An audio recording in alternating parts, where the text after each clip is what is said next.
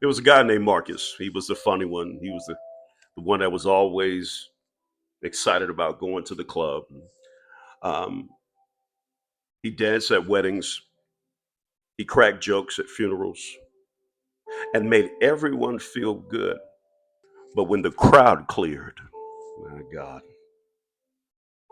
so did his smile. When he was alone, he battled anxiety. When he was alone, he battled internal weakness that nobody saw. When he was alone, he battled rejection. When he was alone, he battled identity confusion. One night he said to God, God, they love the version of me that entertains, but who loves the version when I'm empty? My God. And God whispered back to him and said, I do. And that night he began to weep uncontrollably, not because he was broken, but because he realized he was finally seen.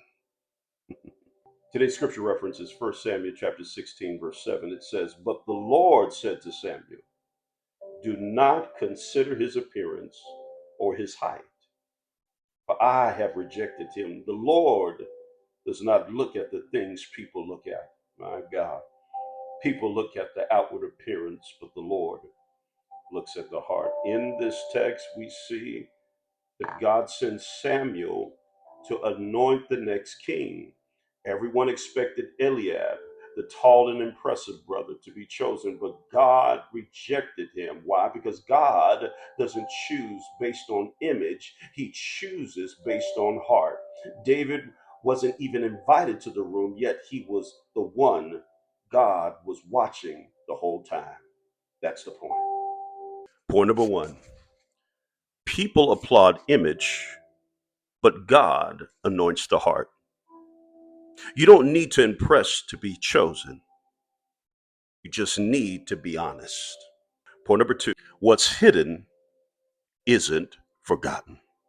In verse 11 of chapter 16, we see it says, there is still the youngest tending the sheep. David was left out, but not overlooked.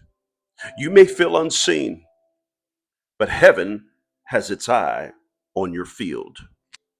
God doesn't need a stage to validate you. I hope this message touched your soul. If it has, feel free to subscribe, like, share, and comment. God bless.